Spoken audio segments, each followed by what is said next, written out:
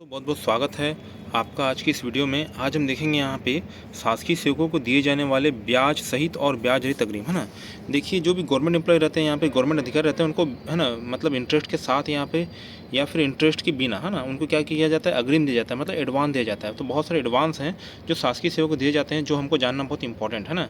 ये अपना जो छत्तीसगढ़ जो लेखा एकदम होता है, उसमें जो वित्त संहिता जो रहता है अपना यहाँ पे, उसके अंतर्गत अपने को इसे क्या करना है, यहाँ पे पढ़ना है ना। तो देखिएगा यहाँ पे ये normal day to day life में या एक शासकीय एम्प्लॉई या फिर अधिकारी के लिए बहुत ही यूज़फुल है। तो वीडियो को पूरा अच्छे से सुने, ध्यान से सुने, तो आपको बहुत सारी चीज़ें क्या हो जाएगी यहाँ पे, है ना, समझ में आ जाएगी, है ना। तो देखिए यहाँ पे शासकीय सेवकों को दिए जाने वाले अग्रिम दो प्रकार के होते हैं। मैंने पहले बताया यहाँ पे कितने प्रकार होते हैं, दो प्रकार के होते हैं ये, है ना। तो ये एक होता है सबसे पहले यहाँ पे ब्याज सहित अग्रिम, और दूसरा क्या होता है, ब्याज रहित अग्रिम, है ना। तो वह अग्रिम जिसे शासन द्वारा ब्याज वसूल किया जाता है ना, मान लो ब्याज अब वसूल कर रहे हो उसमें, तो उसको क्या करेंगे, कहेंगे यहाँ पे ब्याज सहित अग्रिम, है ना। और जिसमें ब्याज नहीं लिया जा रहा है, यहाँ पे कोई ब्याज नहीं लिया जा रहा है, उसे क्या करेंगे, यहाँ पे ब्याज रहित अग्रिम बोलेंगे, है ना। तो ये दो चीज़ बहुत इंपॉर्टेंट है ना। तो देखिए यहाँ पे ब्याज सहित, है ना, मतलब यहाँ पे जो एडवांस दिया जा रहा है वो इंटरेस्ट के साथ, है ना, एडवांस विथ इंटरेस्ट, है ना। इसको आप ऐसे ले सकते हैं, एडवांस विथ क्या हो जाएगा, यहाँ पे इंटरेस्ट हो जाएगा यहाँ पे। तो देखिए, गृह निर्माण अथवा भूखंड क्रय या बने हुए मकान को क्रय करने हेतु अग्रिम, ये सबसे पहले यहाँ पे टोटल 6 प्रकार के अग्रिम दिए जाते हैं ना। ब्याज सहित अग्रिम कितने दिए जाते हैं, टोटल 6 प्रकार के दिए जाते हैं। तो कैसे कैसे क्या है, सबसे पहले अपन ने क्या देखा, यहाँ पे आप घर बना रहे हो या फिर कोई ज़मीन, या फिर आप प्रॉपर्टी खरीद रहे हो यहाँ पे, है ना, ज़मीन का टुकड़ा खरीद रहे हो आप, या फिर आप मकान को बनाने के लिए, है ना, जो अग्रिम ले रहे हो यहाँ पे, या मकान खरीदने के लिए जो अग्रिम ले रहे हो, है ना, वो क्या कहलाएगा अपने यहाँ पे, है ना, ब्याज सहित अग्रिम कहलाएगा। यहाँ पे अगर आपको गवर्नमेंट ब्याज है, मतलब क्या कर रही है, यहाँ पे आपको पैसे दे रही है, अग्रिम दे रही है, एडवांस दे रही है, तो उसके एवज में क्या करेगी यहाँ पे सरकार, है ना, ब्याज वसूलेगी, है ना। पहले क्या होता था, पहले ज़माने में, है ना, जब गवर्नमेंट एम्प्लॉय जो रहते थे यहाँ पे, जो सरकारी कर्मचारी रहते थे, उनको पास बैंक की सुविधा नहीं थी ना। पहले बैंक उतने डेवलप नहीं हुए थे, पहले लोन लेने के लिए बहुत मारामारी करनी पड़ती थी। तो गवर्नमेंट ने ये सब सुविधाएं करी थी, है ना, है ना। तो गवर्नमेंट की सुविधाएं के रूप में आप देख सकते हैं इसको यहाँ पे, क्योंकि पहले ज़माने में बैंक नहीं थे। हाँ, हालांकि आजकल इन 6 जो यहाँ पे अग्रिम है, इसको बंद कर दिया गया है, उसको अपन आगे देखेंगे। पर यहाँ ये जानिए कि पहले ये, है ना, गृह बनाने के लिए या फिर मकान खरीदने के लिए या फिर ज़मीन का टुकड़ा खरीदने के लिए पहले क्या मिलता था, अग्रिम मिलता था। अब देखिए दूसरा, मोटर कार, है ना, यदि आप कार क्रय करें तो उसके लिए भी आपको अग्रिम मिलता था पहले, है ना। मोटरसाइकिल खरीदने के लिए मिलता था यहाँ पे, है ना। तो ये स्कूटर क्रय करने के लिए भी क्या मिलता था, आपको अग्रिम मिलता था, है ना। चौथा पॉइंट क्या बोल रहा है यहाँ पे, साइकिल क्रय करने के लिए, है ना। तो देखिए सबसे पहले तो घर हो गया अपना यहाँ पे, उसका कार, बाइक और साइकिल, ये अपने को याद हो गया। उसके बाद देखिएगा यहाँ पे कंप्यूटर का क्रय, है ना, कंप्यूटर आप ले रहे हो तो उसके लिए भी आपको क्या मिलता था पहले, है ना, अग्रिम मिलता था। क्योंकि पहले ज़माने में जब, है ना, एक टाइम था जब कंप्यूटर बहुत महंगे आते थे, और वो, है ना, नॉर्मल इंसान को लेना क्या था, बहुत ही मुश्किल था, है ना। तो उसके लिए क्या मिलता था, अपने को अग्रिम मिलता था। उसके बाद खाना, अनाज के लिए, है ना, तो अनाज के लिए पहले अग्रिम मिलता था, है ना। वेरी इंपॉर्टेंट चीज़ देखिएगा यहाँ पे, जो 6 के 6 प्रकार हैं यहाँ पे, है ना, इसको वर्तमान में गवर्नमेंट द्वारा बंद कर दिया गया। क्यों बंद कर दिया गया है भाई यहाँ पे, ये, अरे भाई, यदि आपको लोन लेना है इंटरेस्ट वाला, तो आप कहाँ जाइए, यहाँ पे बैंक जाइए, है ना। आपको सरकार के पास आने की ज़रूरत नहीं है। अब बैंक कितने क्या हो गए हैं, डेवलप हो गए हैं, और वो इतने इजी टू एसेस लोन दे देते हैं कि आपको, है ना, आपको शासन से लोन लेने की ज़रूरत नहीं है ना। आप बैंक से जाइए, बैंक से लोन लीजिए, है ना। आपको शासन पास आने की ज़रूरत नहीं है ना। वो जो भी कटौती करना है यहाँ पे, वो बैंक अपने हिसाब से कर लेगा, है ना। आप जानते हैं कि अब जैसे आप बैंक जाते हैं तो आपको फॉर्म 16 लगता है ना, 6 महीने का सैलरी स्लिप लगता है। तो उसके आधार पर आप क्या करती है, यहाँ पे बैंक लोन देती है, तो उसमें सैलरी स्लिप तो जा ही रहा है भाई यहाँ पे, है ना। तो इस काम को अब गवर्नमेंट रखे, इसको सुपुर्द कर दिया, यहाँ पे बैंक सुपुर्द इस काम को कर दिया गया है ना। दूसरा देखते हैं यहाँ पे ब्याज सहित अग्रिम, है ना। तो यहाँ पे एडवांस विथ, हाँ, इंटरेस्ट, है ना। ये पहले मैं गलत बोल दिया था, यहाँ पे इंटरेस्ट विथआउट, है ना, ये विथआउट हो जाएगा ना। इंटरेस्ट विथआउट क्या हो जाएगा यहाँ पे, ब्याज, है ना, यहाँ पे इंटरेस्ट विथ क्या हो जाएगा यहाँ पे, एडवांस, है ना। एडवांस विथ क्या बोला है मैंने, इंटरेस्ट बोल दिया यहाँ पे, ब्याज सहित अग्रिम, है ना। अब ब्याज रहित अग्रिम है, ये क्या अपने यहाँ पे ब्याज रहित अग्रिम है ना। तो ब्याज यहाँ पे इंटरेस्ट, है, मतलब जो एडवांस दे रहे हो वो इंटरेस्ट के बिना, है ना। तो यहाँ पे क्या हो जाएगा, एडवांस विथआउट इंटरेस्ट, है ना। एडवांस विथआउट क्या हो जाएगा अपने यहाँ पे, एडवांस विथआउट इंटरेस्ट हो जाएगा, है ना। इसमें देखिए सबसे पहले तो जो अपने को मिलता है वेरी इंपॉर्टेंट यहाँ पे वेतन अग्रिम मिलता है ना। अपने क्या मिलता है यहाँ पे वेतन अग्रिम मिलता है। वेतन अग्रिम क्या हो जाएगा भाई यहाँ पे, यह अग्रिम शासकीय सेवकों को लोक हित में स्थानांतरण होने पर दिया जाता है ना। यदि मान लीजिए आपका वेरी इंपॉर्टेंट है ना, एक तो स्थानांतरण होता है यहाँ पे प्रशासनिक आधार पर और दूसरा होता है स्वयं के पे। तो स्वयं के पे अगर आप स्थानांतरण करवा रहे हैं तो उसमें आपको ये सब कोई भी अग्रिम नहीं मिलेगा। किंतु परंतु बंधु यदि आपको प्रशासनिक आधार पर लोक हित में क्या किया जाता है, स्थानांतरित किया जाता है, तो आपको क्या मिलेगा, वेतन अग्रिम मिलेगा। अब आप एक जगह दूसरी जगह प्रस्थापित हो रहे, जैसे आपका रायपुर से ट्रांसफ़र कहाँ हो गया, अंबिकापुर हो गया, तो उसमें आपको सब सामान ले जाने, अपनी फैमिली को ट्रांसफ़र करने, आपका एक जो रहन सहन ढांचा है वो बहुत ज़्यादा डिस्टर्ब हो जाता है। तो उसके एवज में आपको क्या किया जाता है, यहाँ पे 1 माह का मूल वेतन दिया जाता है ना। 1 माह कितना दिया जाएगा, मूल वेतन। मान लीजिए आपकी वेतन सैलरी 40,000 रुपये है, तो 40,000 रुपये आपको एडवांस दे दिया जाएगा यहाँ पे, और बाद में उसको 3 समान किस्तों में है ना, तो 3 समान किस्तों में से क्या करेंगे अपने यहाँ पे उसको वसूली कर लेगी गवर्नमेंट, है ना। बाद में जैसे आप नए जगह पहुँच जाओगे, यहाँ पे नए मतलब यहाँ पे मान लीजिए आपका रायपुर से यहाँ पे अंबिकापुर ट्रांसफ़र हो गया ना, तो रायपुर से आप अंबिकापुर हो गए, तो अंबिकापुर वाले ऑफिस में क्या कर ली जाएगी, जो वसूली है वो 3 माह में समान किस्तों में कर ली जाएगी, है ना। मान लीजिए आपका मतलब बोला यहाँ पे पेमेंट मान लीजिए यहाँ पे 60,000 रुपये है ना, 60,000 रुपये यहाँ पे 60,000 रुपये, तो उसको भागित क्या कर देंगे यहाँ पे 3 कर देंगे, तो कितना हो जाएगा यहाँ पे, है ना, 20,000 रुपये, है ना। मतलब प्रति माह 20,000 रुपये करके आप क्या कर ली जाएगी, यहाँ पे वसूली कर ली जाएगी, है ना।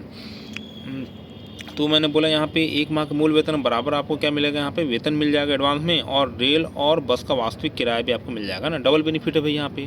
तो ये अभी वर्तमान में चालू है, इसको आप ले सकते हैं। यदि आपका प्रशासनिक आधार पर क्या होता है ना, आपका क्या होता है, स्थानांतरण होता है, तो ये ब्याज रहित अग्रिम को आप क्या कर सकते हैं, यहाँ पे ले सकते हैं भाई यहाँ पे, है ना। उसका देखिए यहाँ पे किराए गणना कैसे की जाती है यहाँ पे। अब इसमें क्या करना पड़ेगा आपको यहाँ पे, है ना, किराए की गणना, है ना। तो शासकीय सेवक और उसके परिवार सदस्यों के लिए उसी दर से, है ना, जिस दर से शासकीय सेवक यात्रा की पात्रता दिया जाता है ना। मान लीजिए आप यहाँ पे शासकीय कर्मचारी हैं यहाँ पे, और आपके बूढ़े माँ बाप हैं, दो बेटी, एक बेटी और एक बेटा है यहाँ पे, है ना, और आपकी क्या है यहाँ पे वाइफ है, धर्मपत्नी यहाँ पे। तो सभी के लिए आपको क्या किया जाएगा यहाँ पे, है ना, क्या किया जाएगा यहाँ पे, यात्रा भत्ता दिया जाएगा, है ना। यात्रा भत्ता दिया जाएगा आपका, क्योंकि आपका स्थानांतरण हुआ है ना, तो उसके लिए आपको यात्रा भत्ता भी दिया जाएगा। वास्तविक किराया आपको दे दिया जाएगा भाई यहाँ पे, है ना। तो इसका जो सक्षम स्वीकृति अधिकारी कौन होता है भाई, यहाँ पे कार्यालय प्रमुख होता है, और आहरण हेतु प्रपत्र, ना, आहरण हेतु प्रपत्र क्या हो जाएगा, छत्तीसगढ़ ट्रेजरी कोड 24, है ना। इसके माध्यम से आप क्या कर सकते हैं, इसको आहरित कर सकते हैं, है ना। वेतन अग्रिम को अंतिम वेतन प्रमाण पत्र में दर्शा जाना, है ना, मतलब अनिवार्य है ना। मान लीजिए आपका ट्रांसफ़र हो गया है ना, और आपने यहाँ पे वेतन अग्रिम लिया है, तो आपको नया कार्यालय में तो बताना पड़ेगा भाई, एलपीसी का ट्रांसफ़र होता है यहाँ पे, लास्ट पेमेंट सर्टिफिकेट, है ना। तो लास्ट पेमेंट सर्टिफिकेट का नए, जैसे आपका रायपुर से अंबिकापुर क्या हो रहा है यहाँ पे, ट्रांसफ़र हो रहा है यहाँ पे, है ना। तो रायपुर से अंबिकापुर ट्रांसफ़र हो रहा है, तो अंबिकापुर में आपको ये बताना पड़ेगा कि आपके एलपीसी के साथ यहाँ पे वेतन अग्रिम भी जुड़ा हुआ है ना। वेतन अग्रिम क्या है यहाँ पे जुड़ा हुआ है, तो उसको बताना बहुत इंपॉर्टेंट है भाई यहाँ पे। आगे देखते हैं स्थानांतरण यात्रा अग्रिम, है ना। तो आप क्या करें यहाँ पे, अगर आप वेतन अग्रिम निकाल रहे हैं तो आप स्थानांतरण यात्रा अग्रिम भी निकाल सकते हैं। ये उसी के अंदर ही है ना, ये उसी के अंदर है, तीसरा पॉइंट नहीं, ये उसी के अंदर है। जैसे क्या हो जाएगा, आपका वेतन अग्रिम निकालना, आपको ज़्यादा पैसे की आवश्यकता नहीं है, आपको मात्र स्थानांतरण अग्रिम ही मिल जाए तो आपका काम चल जाएगा, तो कोई दिक्कत वाली बात नहीं भैया। आप यहाँ पे स्थानांतरण यात्रा अग्रिम भी निकाल सकते हैं ना। शासकीय सेवकों को लोकहित में फिर मैं बोला यहाँ पे लोकहित आ गया, मतलब आपका ट्रांसफर हुआ है वो प्रशासनिक आधार पर ही हुआ है ना, स्वयं के व्यय पर नहीं हुआ है ना। एक मैंने बोला यहाँ पर प्रशासनिक आधार पर होता है, एक स्वयं के व्यय पर, तो आपका प्रशासनिक आधार पर तभी लोकहित कहलाएगा, है ना। तो यदि शासकीय सेवकों को लोकहित में स्थानांतरण होने पर स्वयं एवं परिवार सदस्यों हेतु अनुमानित यात्रा भत्ते की राशि के बराबर स्थानांतरण यात्रा अग्रिम स्वीकृत किया जाता है। ठीक है भाई, आपको आने जाने का पैसा मिल जाएगा यहाँ पे, है ना। और यह अग्रिम यात्रा भत्ता देखा ना, बाद में एम्प्लॉय क्या करेगा यहाँ पे, अपना और अपने परिवार का यात्रा भत्ता, है ना, देयक क्या करेगा यहाँ पे कार्यालय में प्रस्तुत करेगा, नए कार्यालय में, तो उसको बाद में क्या कर ले जाएगा, समायोजित कर ले जाएगा ना। स्वयं के व्यय का स्थानांतरण लेने पर यह देय नहीं होता ना, स्वयं के व्यय पर, है ना। वो मैं बोला यहाँ पे ट्रांसफर 2 प्रकार से होते हैं, एक प्रशासनिक आधार पर, स्वयं के व्यय के आधार पर, है ना। अगर आप प्रशासनिक आधार पर करा रहे हो तो यह स्थानांतरण यात्रा अग्रिम तो मिल जाएगा, किंतु स्वयं के व्यय, है ना, किंतु स्वयं के व्यय पर स्थानांतरण लेने पर यह देय नहीं होता है ना। वेरी इंपॉर्टेंट, है ना। उसका देखिए आगे यहाँ पे रेल या बस का वास्तविक किराया इसमें दिया जाता है। रेल और बस का क्या किया जाएगा, वास्तविक किराया इसमें दिया जाएगा। किराए गणना शासकीय सेवक एवं उसके परिवार के सदस्यों के लिए उसी दर से, जिस दर से शासकीय सेवक की यात्रा पात्रता दिया जाता है ना। मान लीजिए यहाँ पे कोई शासकीय कर्मचारी यहाँ पे, उसको मतलब पूरा फुल मतलब यात्रा भत्ता देख दिया जा रहा है यहाँ पे, और उसकी फैमिली के लिए मतलब वो राशि उसको 50% घटा दी जा रही है, तो ऐसा नहीं है भाई। उसकी फैमिली वाइफ जा रही है, 2 बच्चे जा रहे हैं, या फिर बूढ़े माँ बाप हैं वो भी जा रहे हैं, तो उसको सेम दर पे जो देर यहाँ पे शासकीय कर्मचारी मिल रहा है उसी दर पे उनको क्या मिलेगा यहाँ पे, है ना, स्थानांतरण स्थानांतरण यात्रा भत्ता उनको एवज में शासकीय कर्मचारी को दिया जाएगा भैया, है ना। खाते में किसका, किसकी सैलरी में ही आएगा इनका भी, पर वो अमाउंट क्या रहेगा, सबका सेम रहेगा ना। ऐसा नहीं कि यहाँ पे बूढ़े माँ बाप हैं यहाँ पे तो उसको कम मिलेगा या फिर वाइफ है तो कम मिलेगा, ऐसा नहीं, सबको एक बराबर मिलेगा ना।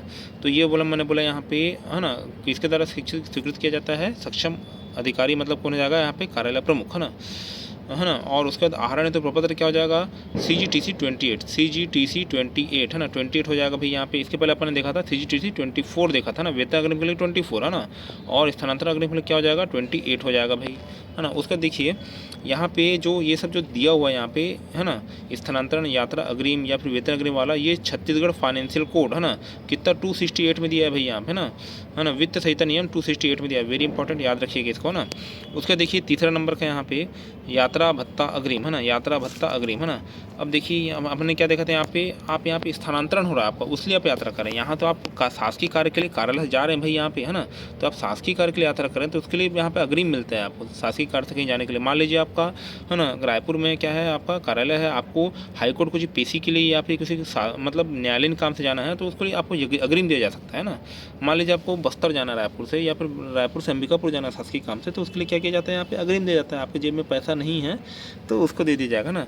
तो इसको यहाँ पे, है ना, अपन टीए, है ना, टीए बोलते हैं यहाँ पे, टेम्प्रेरी एडवांस। यहाँ पे टेम्प्रेरी एडवांस मतलब यहाँ पे जो आपके केसबुक में एंट्री होता है, जैसे कोई यहाँ पे प्यून उनको भेजते हो आप, है ना, कुछ भी डाक लेके तो उनको आप अग्रिम दे देते हो, बाद में फिर उसको समायोजित कर लिया जाता है। जैसे सावन हो गया, भादू, है ना, स्टेप से एक अपने ऑफिस से प्यून थे उनको दिया जाता था ऐसा, है ना। तो ये देखिए यहाँ पे शासकीय सेवकों को शासकीय कार्य हेतु दौरे पर होने वाले संभावित व्यय के लिए यह अग्रिम स्वीकृत किया जाता है तथा अग्रिम का समायोजन यात्रा दौरे के उपरांत प्रस्तुत यात्रा भत्ता देख कर ले जाता है ना। मान लीजिए कोई प्यून गया है आपके ऑफिस का, कोई, है ना, प्यून गया है तो बाद में क्या करेगा, यात्रा भत्ता देख प्रस्तुत करेगा, है ना। तो उसका जो अग्रिम है उसको क्या कर लिया जाएगा, लास्ट में समायोजित कर लिया जाएगा ना। जब तक पूर्व अग्रिम का समायोजन नहीं होता ना, जब तक पूर्व अग्रिम का समायोजन नहीं होगा तब तक दूसरा यात्रा भत्ता अग्रिम नहीं दिया जाता ना, है ना। ये बहुत अच्छी चीज़ है यहाँ पे। जैसे आपका पूर्व में अग्रिम लिए हो आप, उसका समायोजन करना बहुत जरूरी है ना। जब तक उसका समायोजन पूरा नहीं करोगे भाई, पूरा आपको जीरो करना है, तब तक दूसरा यात्रा भत्ता अग्रिम नहीं दिया जाएगा भाई यहाँ पे ना, वेरी इंपॉर्टेंट, है ना। संभावित यात्रा व्यय हेतु पर्याप्त राशि स्वीकृत की जाती है ना। पर्याप्त राशि क्या की जाएगी यहाँ पे, स्वीकृत की जाएगी तथा यात्रा भत्ता देख प्रस्तुत करने पर उसको क्या कर लिया जाता है, समायोजन कर लिया जाता है ना। तो ये किस में दिया है, छत्तीसगढ़ फाइनेंशियल कोड 270, है ना, CGFC, है ना, CGFC 271 में दिया है भाई यहाँ पे ना। यात्रा भत्ता किस में दिया है, अग्रिम, CGFC छत्तीसगढ़ फाइनेंशियल कोड 271 में दिया है ना। अब स्वीकृत अधिकारी तो वही हो जाएगा भाई, कार्यालय प्रमुख। और आहरण हेतु प्रपत्र क्या हो जाएगा, छत्तीसगढ़ ट्रेजरी कोड 28, है ना, छत्तीसगढ़ ट्रेजरी कोड किस में हो जाएगा, 28 में दिया है। अवकाश यात्रा सुविधा, अरे भाई आप कहाँ कर रहे हैं यहाँ पे, आप जम्मू कश्मीर में जॉब कर रहे हैं, आपको कहाँ जाना है, घर जाना है, आपका घर कहाँ है, कन्याकुमारी में, है ना। तो वो सब चीज़ें भी ऐसे रहती है कि आपको उसके लिए जाने के लिए क्या किया जाएगा, आपको किराया दिया जाएगा ना। ये भी बहुत अच्छा मतलब एक अग्रिम बोलना चाहिए, या फिर गृह नगर यात्रा भत्ता अग्रिम में बोलते हैं ना। मान लीजिए यहाँ पे शासकीय कर्मचारी तथा उसके परिवार सदस्यों को उनके गृह नगर आने जाने हेतु 2 वर्ष में एक बार, है ना।